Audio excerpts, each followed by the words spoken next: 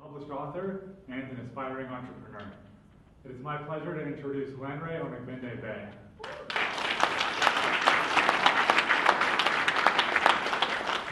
Thank you, Alan. Thank you so much.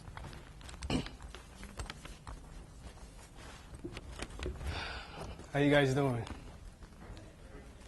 Thank you for having me here. Where's Sonia? Thank you. Thank you for making it possible. I got a little clicker here. Okay. Yay for the clicker. My first time using a clicker.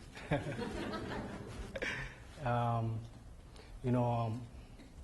just wanted to touch on what you said early on about how government shapes what happens with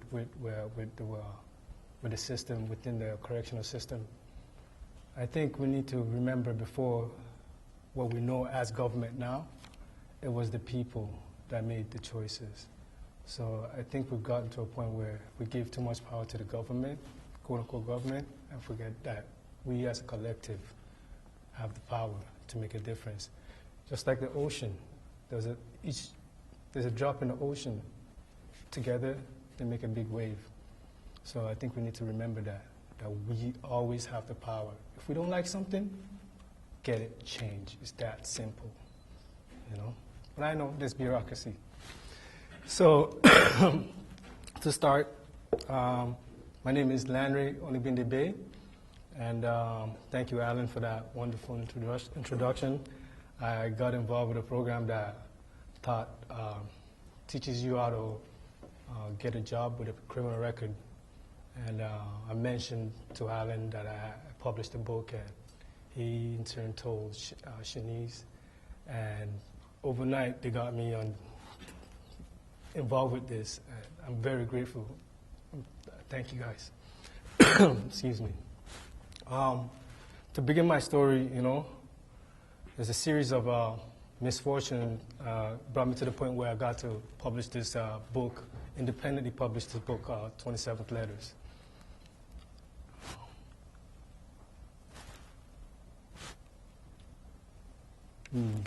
Which way? Oh, there you go. Yeah. So, there I was. Excuse the pictures. I'm going to use pictures to tell my story. To say pictures, say 1,000 words, but I'm going to use pictures to tell my story so you could kind of take a walk with me. Hopefully they're in order. It took me a couple of days to make sure they're in order. A friend of mine sent me this. He works for Sportsnet now. His name is Michael Cormack. You can see him in the background. This was in grade school, grade 6. But myself and my mother migrated here when I was 10 years old. But my father was already living up here in quote-unquote Canada, Toronto, so we reunited with him. So for the first 10 years of my life, it was just me and my mother in a place called Nigeria. And after we migrated here, the transition was difficult. And up until that point, just like I said, it was me and my mother. Now, I was living with my father. And I seen him a couple of times when he came to visit in Nigeria, but we never really connected because I was so young. So now here I was 10 years old, and making that transition was difficult.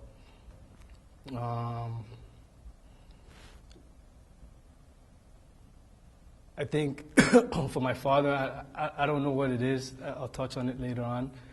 But we had a hard time connecting. And he would physically abuse me,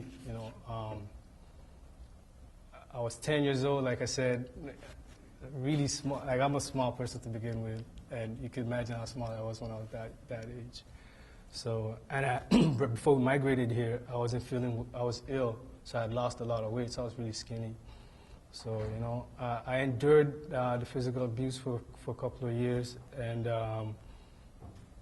my elementary school years, we're okay, but one day I was getting beaten to the point that neighbors called the cops, and I was actually taken into children's aid care for like 3 months. So, just going through that transition was really tough. So school provided a nice escape for me. So, I enjoyed going to school, plus I was into sports. I was pretty fast back then, so I was into track and field, you know.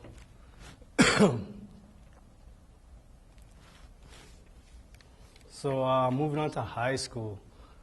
High school, high school started with a few misadventures. You know, with the problems at home, I seek allegiance with, outside of the home. You know, a lot of. I hear you guys talk about programs, and I've seen programs being given out that they're taken in prison. And I think a lot of programs, as I go on, that we need to really concentrate on is getting people connected back to their family, or just having this family mentality. Instead of looking at each individual as just, oh, that's that person or that family's problem. It's our problem, you know. Each person's problem is our problem. So in high school, by the time I got to high school, my mother was suffering from postpartum depression. At that point, my siblings were born, my brother and sister, Victor and Lola. And the responsibility of the home fell on me because the relationship between my dad and my mom deteriorated. And he was actually on his way out at that point. And so when he left, it was just myself, my siblings, and my mom, who was ill. And to compound her postpartum depression, she turned to alcohol. So that made it so much more difficult, you know?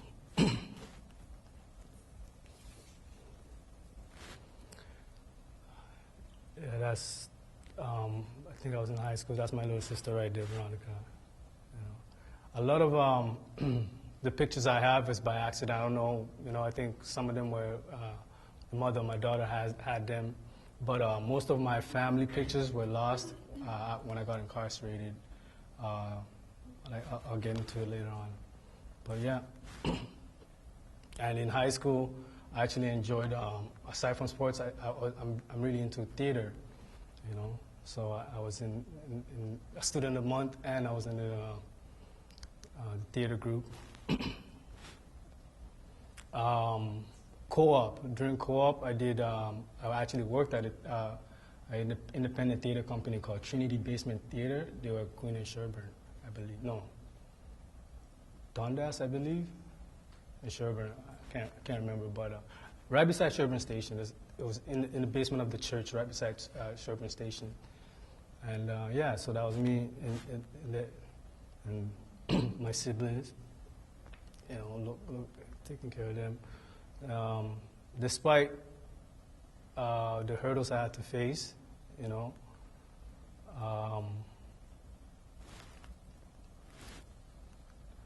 I graduated high school by winning the humanitarian award. Like I said, high school started off rough, you know, misadventures, getting in trouble with the cops and with the law, quote-unquote law. So, but I figured it out. I straightened out by the time I graduated, due to the fact that the responsibility I had at home. Like, I couldn't afford to just be making these mistakes because my family needed me. So shortly after high school, my girlfriend, who I've been with since the age of 16, we had a daughter. Her name is Tatiana. She was born on New Year's Day, 2001.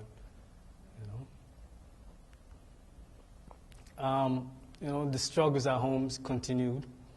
You know, trying to look after my family. Like, I didn't have the opportunity to say I want to go to college because I really needed to just work and be around my family. So those opportunities weren't given to me, you know.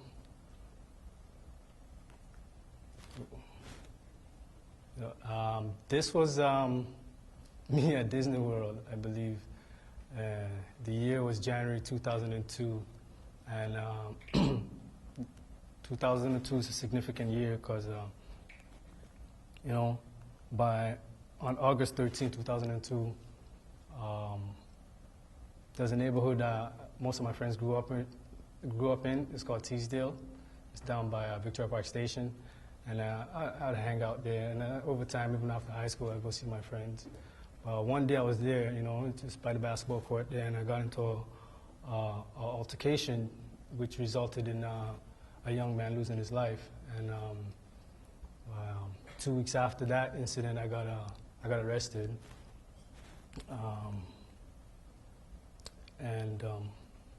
So there I was, locked up. My mom needed me. My siblings at that point, I think they were already in children's aid care by that point. And shortly after my incarceration, by December, my mom became homeless because there was nobody there to look after her or financially take care of her.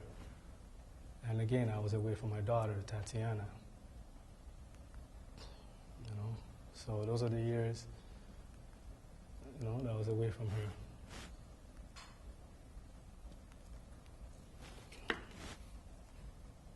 Those are my siblings, you know, again, over the years of me being away. So this is me in the pen.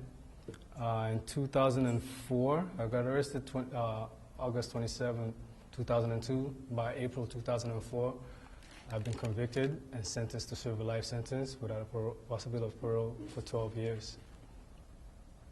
You know, and you know, you find out who your true friends are and what's important at that point. You know, I often liken it to you guys remember the book Finding Waldo? So in order to find Waldo, you cannot be in the picture. You got to take yourself out the picture. So, and you know, the gift and the curse of being in that position that I found myself in is like I took myself out of the picture and saw where I really went wrong, what I needed to correct.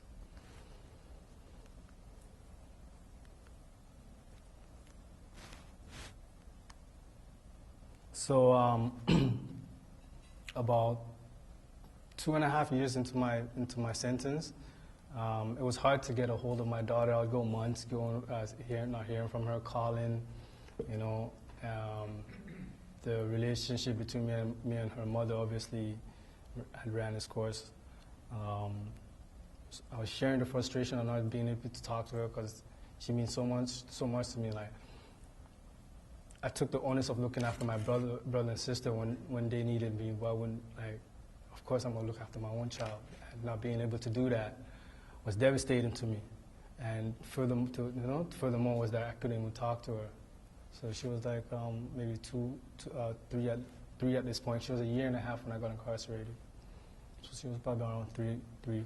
So I was sharing this frustration with a friend of mine, and he stated that, you know, you should start writing her. And I wasn't too keen on it. So like I said, somebody's got to read the letters to her, right? I didn't know if her mother would do that. But, you know, I did. I started writing the letters. And the first letter I wrote to her was December 2005. She's a New Year's baby, like I said. So the first letter was consisted of me telling her of the day she was born. So every month, and that first letter was dated the 27th, so every month after that, I'd send her a letter on the 27th. So that's why the name of the book is called 27th Letters. So while I was incarcerated, there's various things that I got involved with. Again, the letters were just part of it because I really needed to share this information, what I've learned in my short life at that point. And I don't have the opportunity as a regular parent to be around her, so I had to leave something, and I didn't know what the future held for me. So along with those letters, this is a plaque, a 3-frame plaque that's attached. I remember one of the letters I had gotten from her, she said she likes pandas. So there was a picture of a panda at the top, and this poem that I wrote is in the middle, or in the bottom, I can't remember. And somebody drew a picture of her.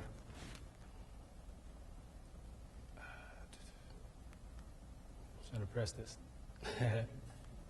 There. So that was some of that art guy. So much talent and oh my God, the talent in prison is disgusting. Like, disgusting. I'm serious. There's a lot of, like, I meet guys and I'm like, buddy, what are you doing here? Like, do you know what you're worth right now? It's crazy. It's crazy, you know? And that's one of the guys, that kind of helped me throughout the time. His name is John McLeod. And the guy on the far left was the one that suggested I write my daughter.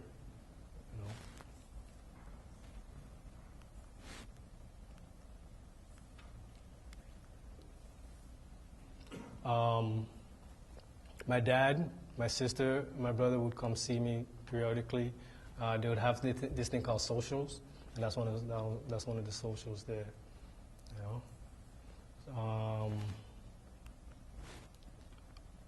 Before I go there.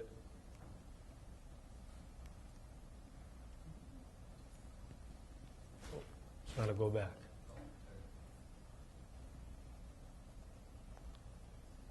Go back one more. So 2010, actually October 2009, after 5 years of being in prison, my appeal was heard, and waited a few months. By January 2010, I won my appeal. Basically, an appeal is basically they overturn your conviction, and you basically go back before the courts. So this was after 7.5 years altogether of being incarcerated. And of course, to save taxpayers' money, and for me not even taking chance with the system again, I pled to a lesser charge, which they gladly offered. And I got out, time served. But on my way out, I got to meet a couple of young kids who were at the beginning of their journey. This was in the Don jail, because I had to go back to the city jail and go before the courts again. So I was in the Don jail for like 3 months, and those months were very pivotal to part of the reason why I'm here today, because I got to see these young children who, just like myself, at one point at the beginning of this journey. The guy with the sunglasses, his name is Lamar Skeet Amo. He actually came up to me one day in the Don jail. Like, they called me Natty because of my locks. He was like, Natty, can I talk to you? It was early in the morning. He goes, can I talk to you? I go, what's up? And he's like, he got a letter from his father. His father lives in the States, and his father's trying to connect with him, and he's confused because he's like, I'm looking at life right now, and this is the first time you're contacting me. So it was really a sad situation, like a lot of the male problems in general stems from family, And the other gentleman right there is Damien St. Clair. He's also serving a life sentence, So I became a mentor to these guys, as I was transitioning out. And this is 2 days after I got out, me and my daughter.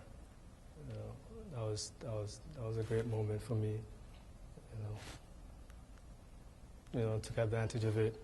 So this picture, I'm going to take a moment to tell you a story. So I told you my mom was homeless. So throughout the years of me being incarcerated, I didn't know where she was. I came out, about a year after I came out, I decided to start looking for her. It was just really overwhelming.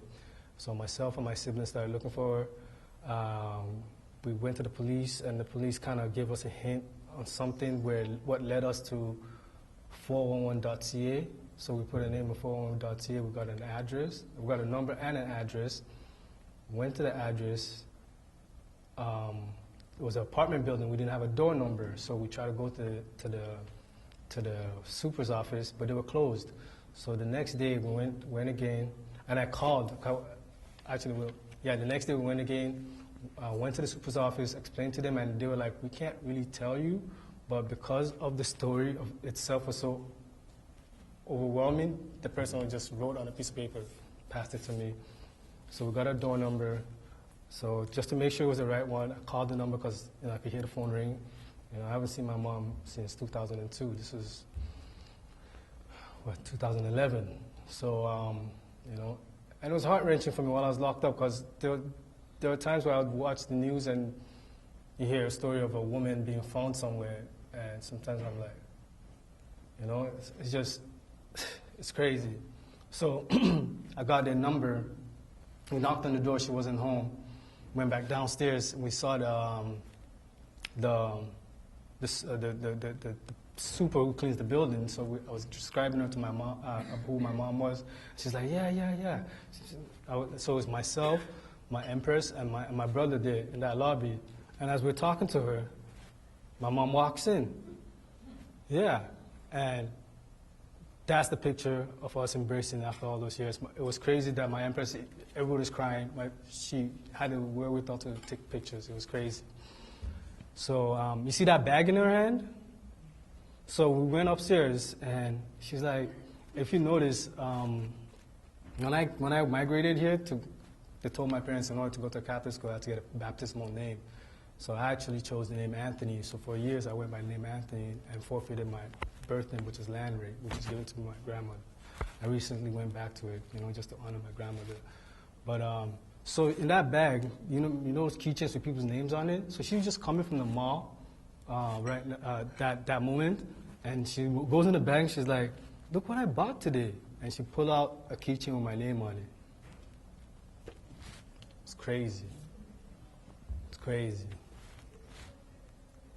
She's doing well now,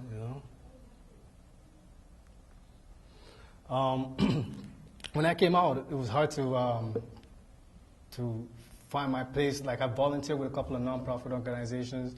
I was thankful for the time there, and I was able to go to a couple of group homes and work with youths and whatnot, volunteering.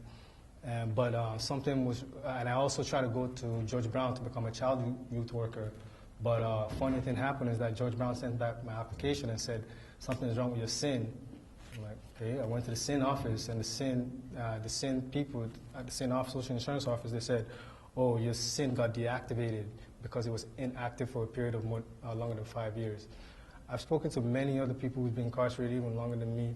They said they never heard of that, so it's kind of weird that that happened to me. So because I didn't have my IDs, which were lost, all these things were lost, it took me years to just really say I have my SIN active again.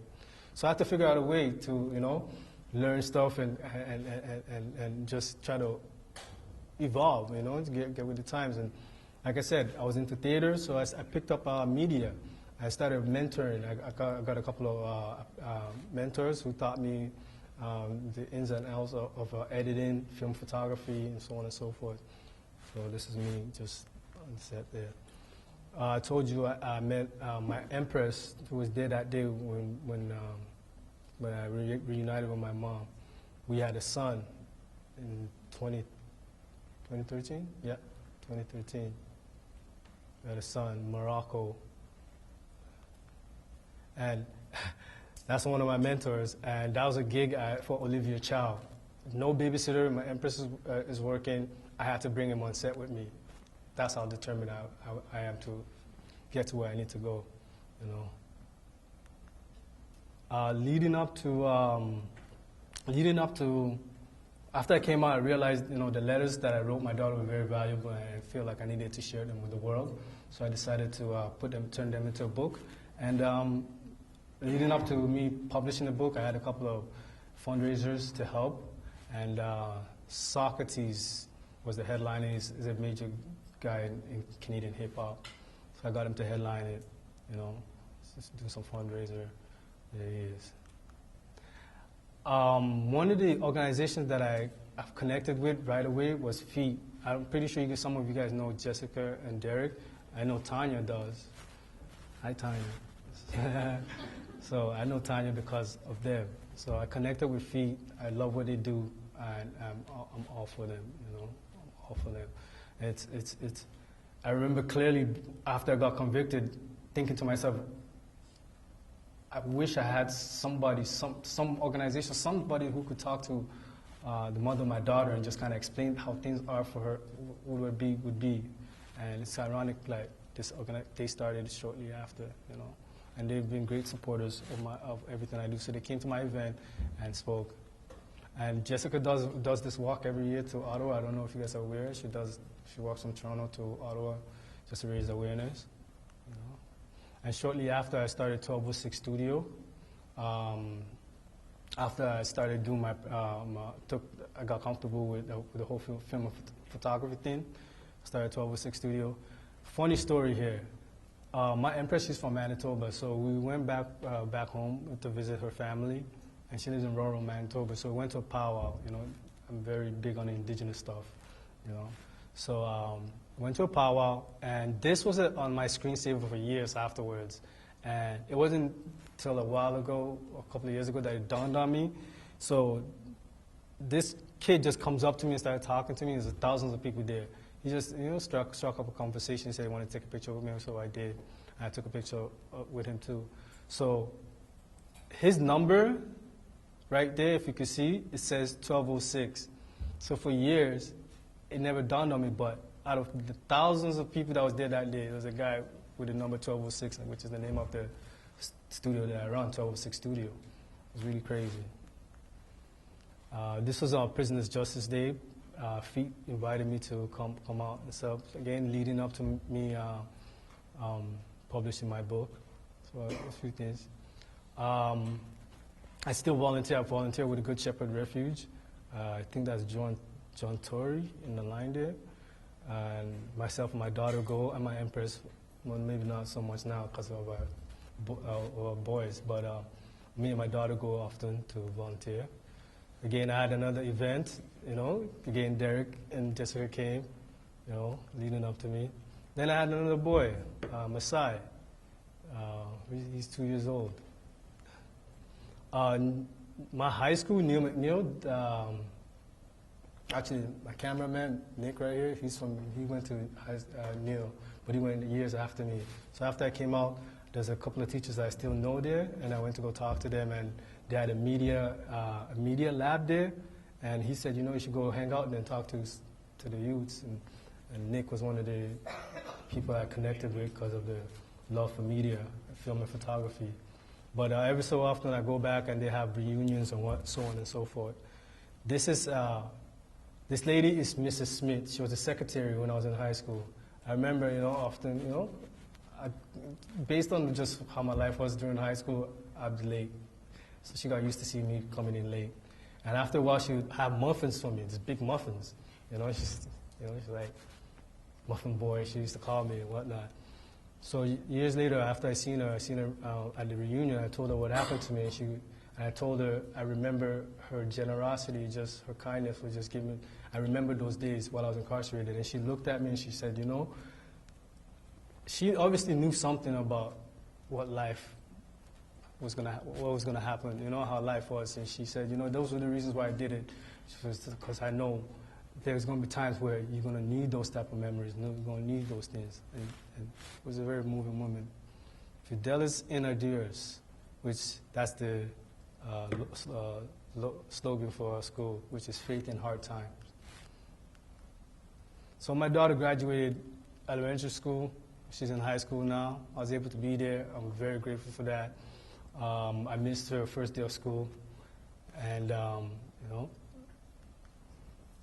shortly after, a couple of years ago, I published my book, 27th Letter, snapped. And also recently, my daughter, I helped her start an event organization company called KEO Events.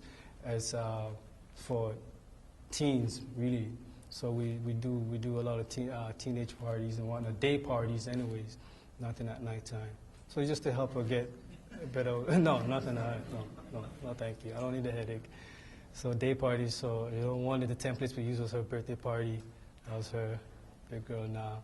And I also I'm about to launch 5 Principles Cuisine, which is a meal prep catering service that's vegan, that I think we need it.